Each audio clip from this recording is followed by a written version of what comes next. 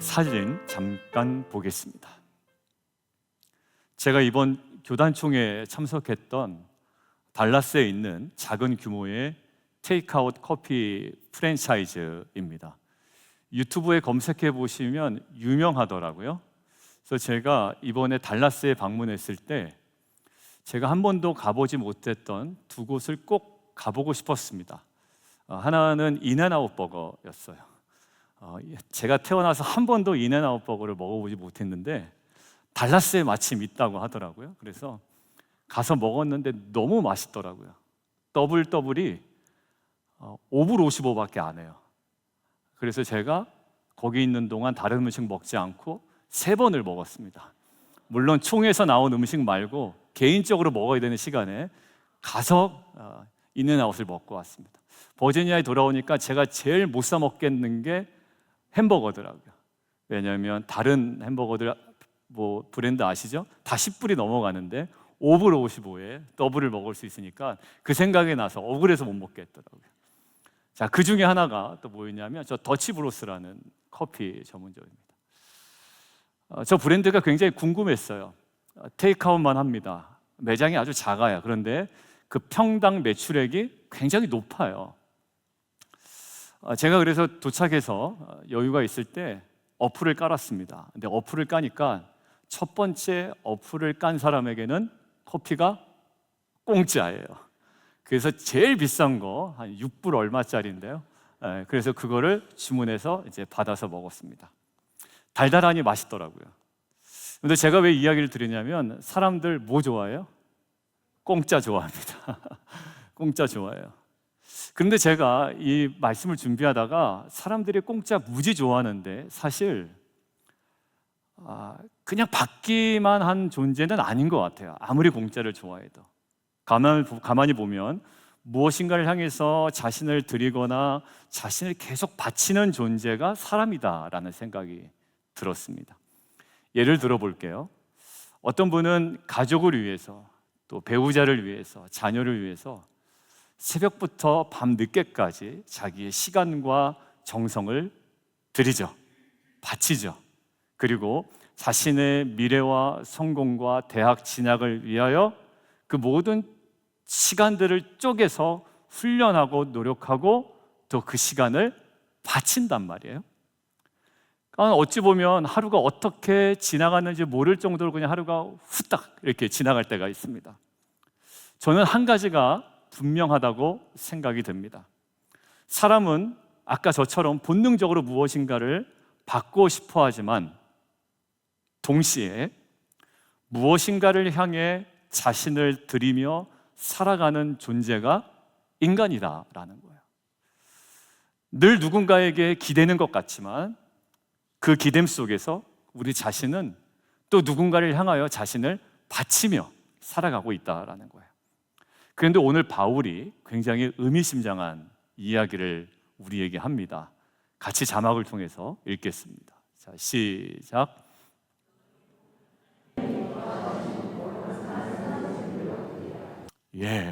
지금 우리는 누군가에게 자신을 끊임없이 드리며 살고 있거든요.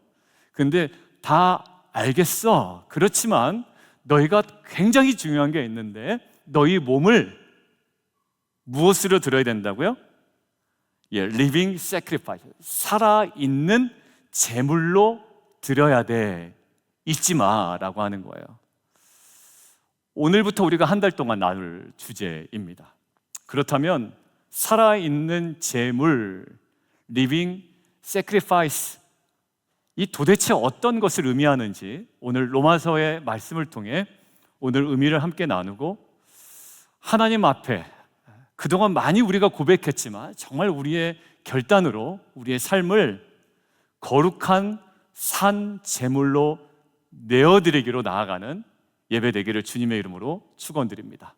자, 첫 번째예요. 함께 읽겠습니다. 시작.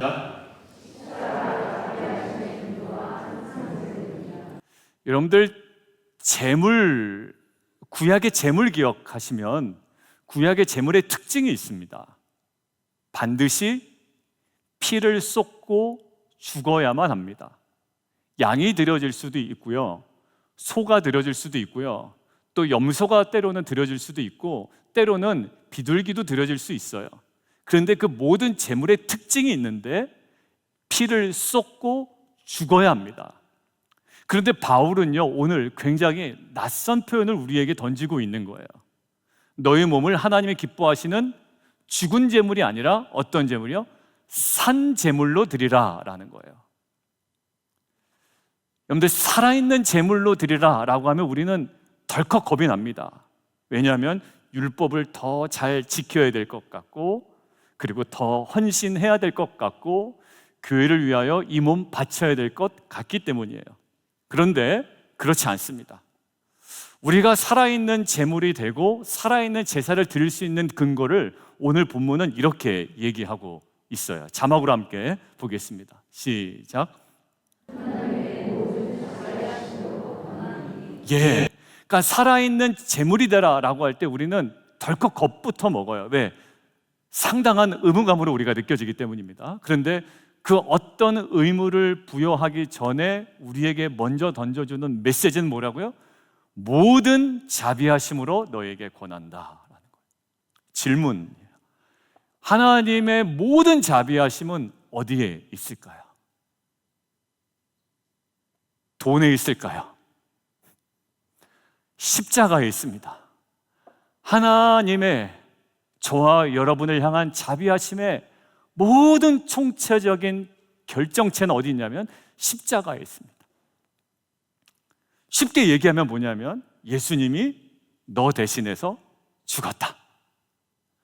그리고 그 자비하심 입은 자들아 라고 이야기하는 거예요. 이제는 그 자비하심에 근거하여 너희들에게 권하노니 이제는 너희의 그 생명으로, 너희의 삶으로 뭐하라고요? 산 제사를 드리라는 거예요. 여러분, 이것들을 조금 쉽게 설명하면 아브람과 이삭의 이야기를 가지고 이야기하면 될 것 같아요. 하나님께서 아브람에게 100세 때 얻은 이삭을 뭐하라고 해요? 바치라고 하십니다.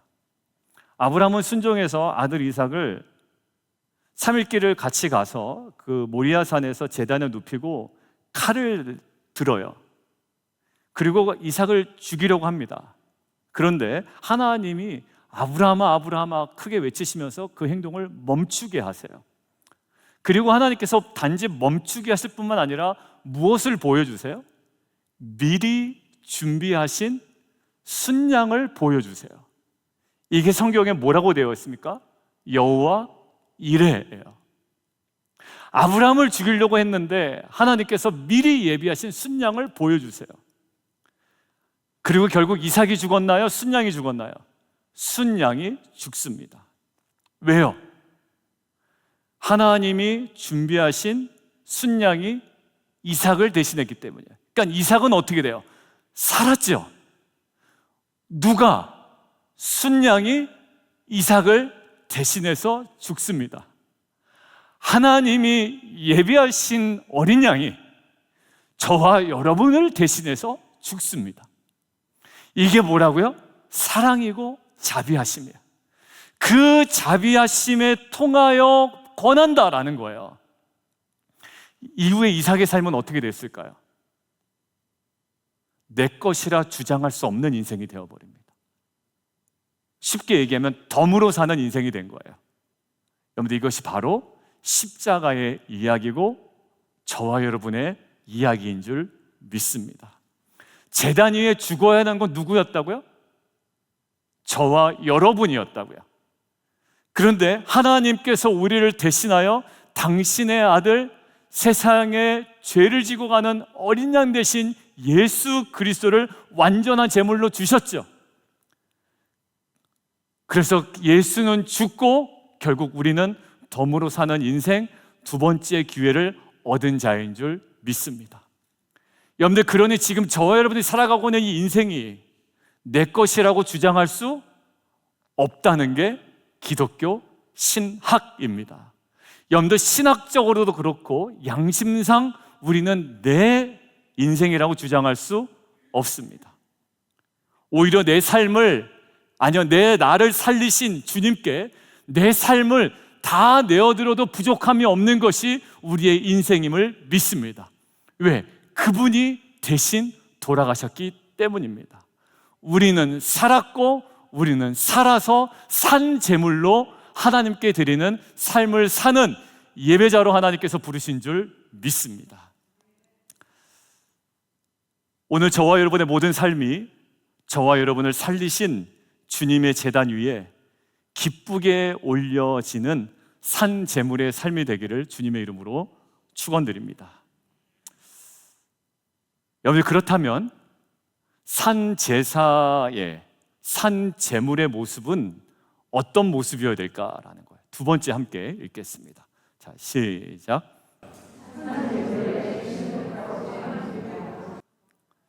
오늘 본문에 뭐라고 되어 있냐면 하나님이 기뻐하시는, 함께 읽겠습니다. 시작. 여러분들, 산 제물의 핵심이 뭐냐면 열심히 사는 게 핵심이 아니에요. 목사님, 이제 저의 삶을 산 제물로 드리겠습니다. 제가 열심히 살겠습니다. 얼핏 맞지만 오늘 본문에서 강조되는 초점과는 좀 달라요. 내가 산제물 된다라고 했을 때 놓치지 말아야 되는 핵심이 뭐냐면 거룩한 산제물이라는 거예요. 그러면 이것은 율법의 완벽함이냐? 그건 아닙니다. 오늘 2절에 이렇게 얘기합니다. 같이 한번 읽죠. 시작.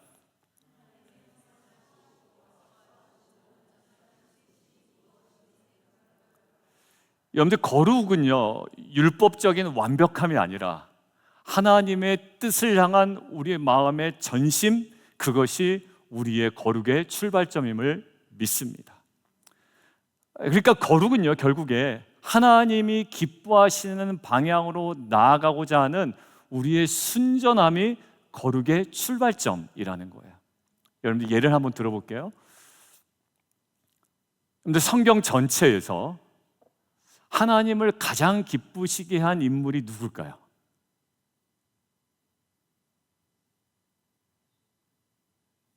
다윗일까요?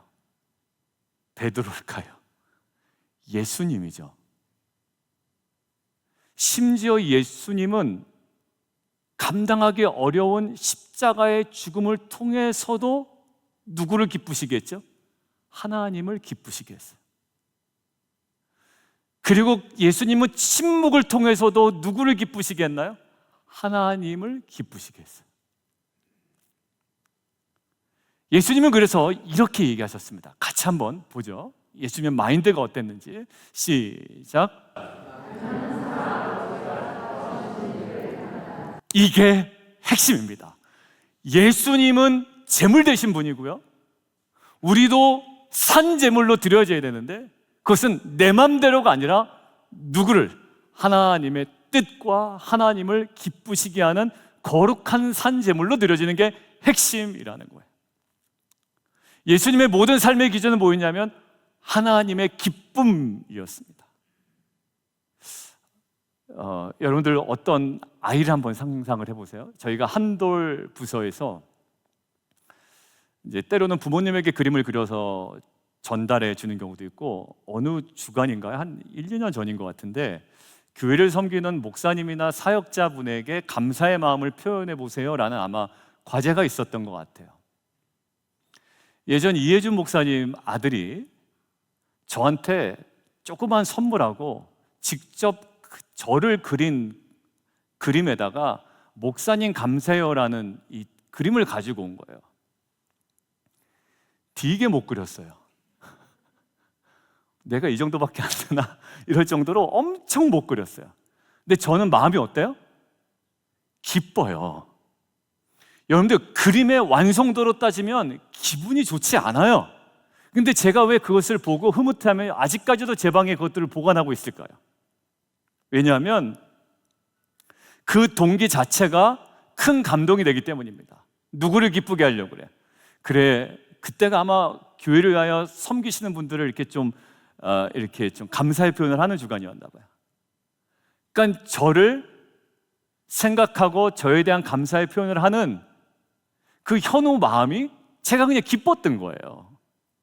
여러분들 마찬가지입니다. 하나님이 우리가 흠 하나 없는 완벽한 삶을 가질 때만 기뻐하시는 것이 아니라 우리가 여전히 넘어지고 쓰러지고 힘들어도 우리 마음에 주님의 선하신 뜻이 무엇인지, 기뻐하신 뜻이 무엇인지, 온전하신 뜻이 무엇인지를 계속 말씀을 통해 분별하고 하나님을 정말 기쁘시게 해드리고 싶다라는 우리의 중심이 있다면 그것은 하나님 앞에 올려드리는 거룩한 산 제물의 삶이 될 줄 믿습니다.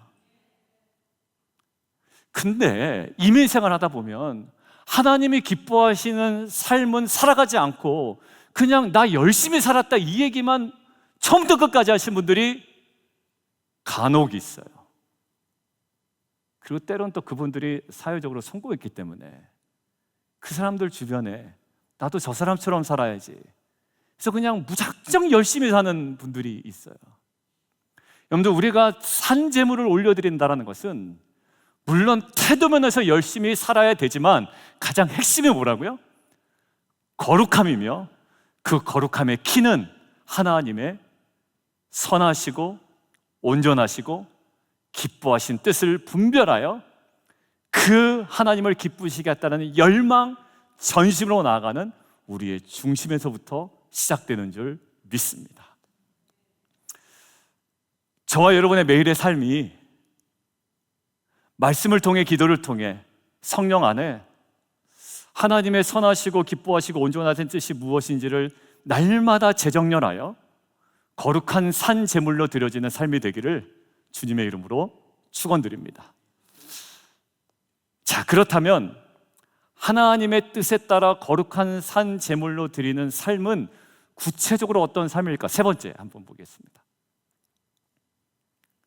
함께 보자. 시작.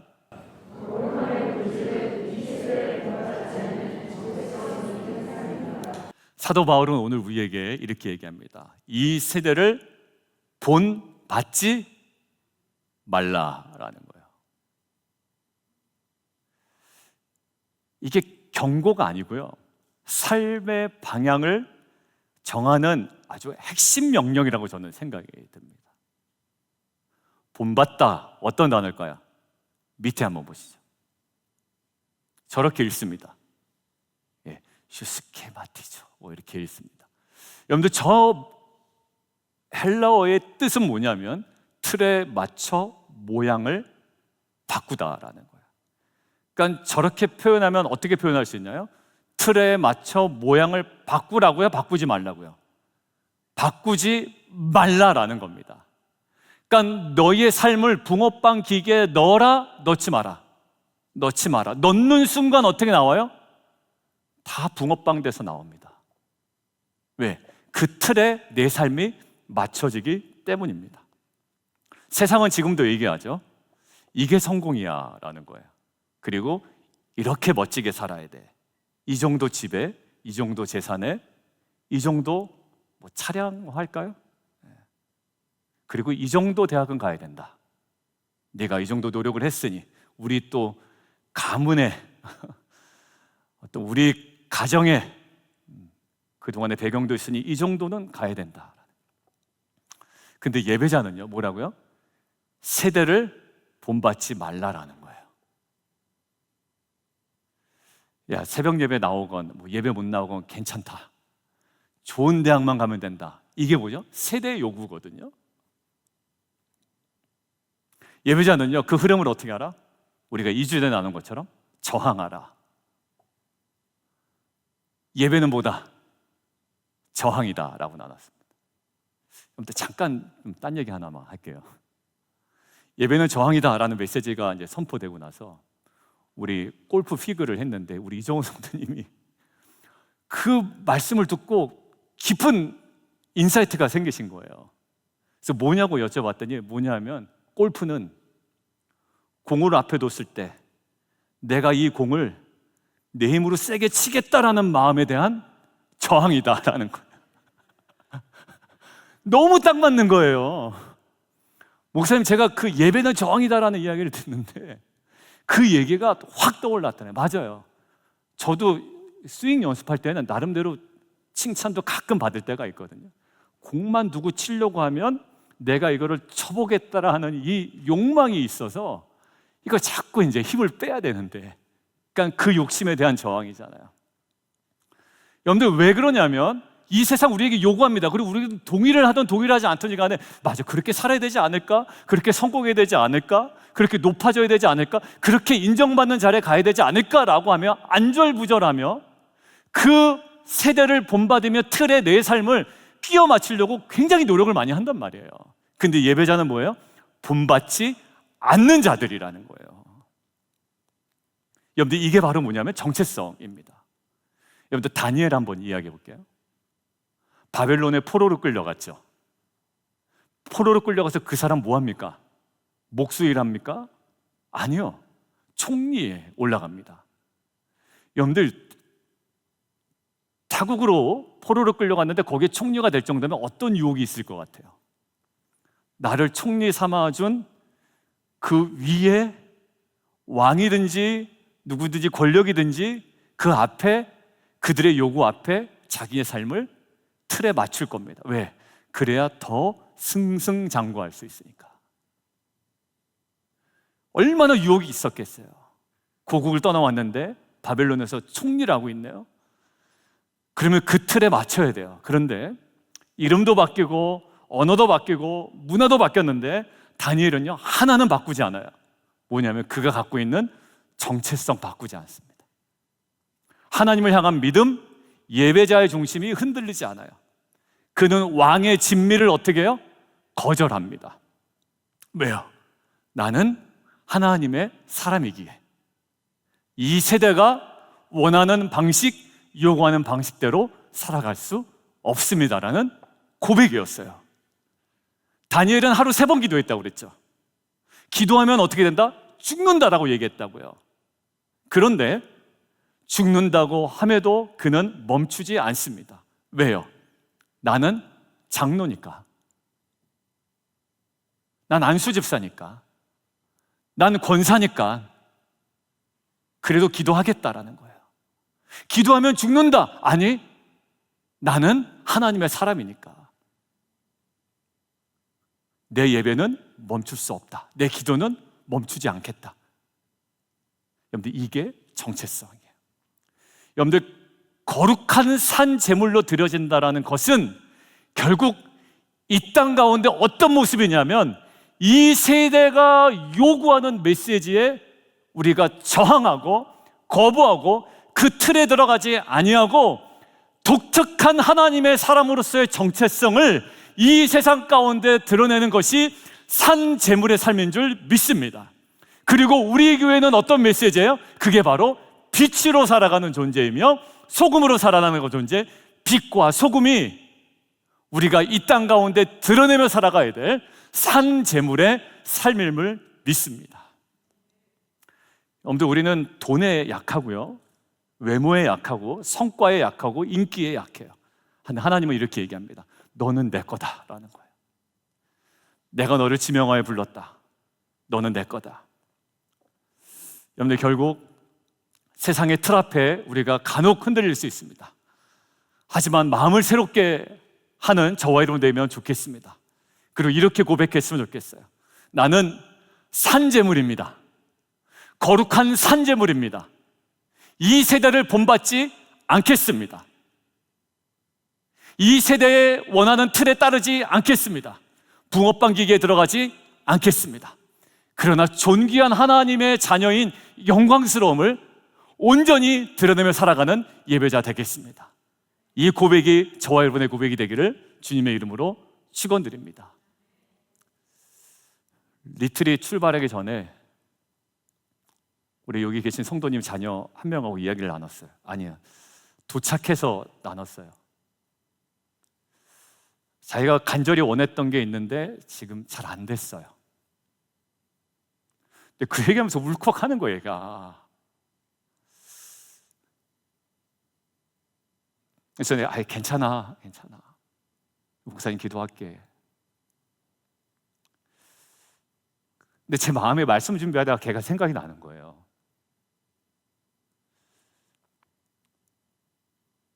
그것이 더 좋아 보일 수 있어요. 그리고 더 좋을 수도 있어요. 그렇지만 그것이 만약에 세상이 우리에게 강요하는 메시지였다면, 오히려 그것이 아니라 할지라도 그 모든 것들을 뛰어넘는 하나님의 자녀로서의 온전한 정체성을 하나님의 방법으로 그 자녀의 삶 가운데 마음껏 펼쳐 주옵소서.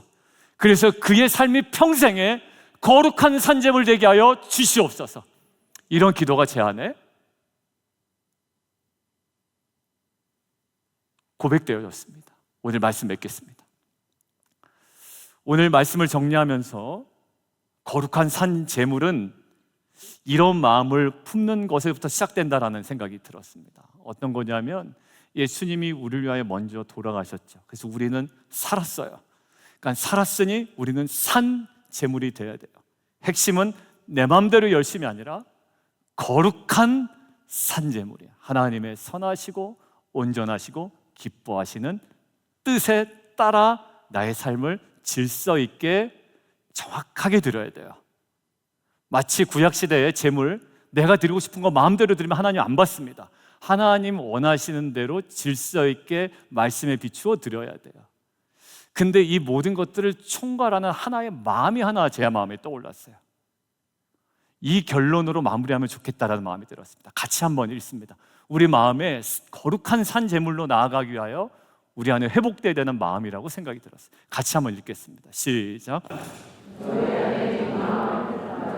곧 그리스도 예수의 마음이니 그는 근본 하나님의 본체시고 하나님과 동등됨을 취할 것으로 여기지 아니하시고 오히려 자기를 비워 종의 형체를 가지사 사람들과 같이 되셨고 자기를 낮추시고 죽기까지 복종하셨으니 곧 십자가에 죽으시고. 그렇습니다. 뭐냐면 예수님의 마음을 품는 거예요. 이때 빌립보 교회 여자 2명 때문에 교회가 분란이 일어났거든요. 여자 리더 2명 싸우면요 교회 끝장납니다. 여러분들 우리 교회뿐만 아니라 보통 교회들이요 남자들 싸우는 것보다 특히 여자 리더 2명이 싸우잖아요. 그럼 진짜 장난 아니에요. 무시무시합니다. 여기 그런 일이 벌어진 거예요. 그 교회를 향해서 무슨 얘기예요? 네가 맞다가 아니라 너네들 어떤 마음 품으라고? 너희 안에 이 마음을 품으라는 거예요. 얼마나 리더라고 또 한마디씩 했겠어요. 그런데 그들이 거룩한 산 제물이 되어야 되는데 그 핵심이 그리스도 예수의 마음이에요. 하나님과 동등됨을 버리고 하나님이 원하시는 곳으로 내려가 죽기까지 복종하셔서 거룩한 제물 되셨잖아요. 그리고 하나님 기뻐하셨잖아요. 그러니까 우리 안에 회복되어야 되는 마음이 그리스도 예수의 마음이에요. 틀에 찍어놓은 인생 되는 게 목적이 아니라 그리스도 예수의 마음을 품고 예수님처럼 자기를 비우고 하나님께 순종하며 사람들을 살려나가는 것, 그것이 거룩한 산 제물의 삶인 줄 믿습니다. 그래서 오늘도 나의 몸과 삶을 그 주님의 마음으로 온전히 내어드립니다.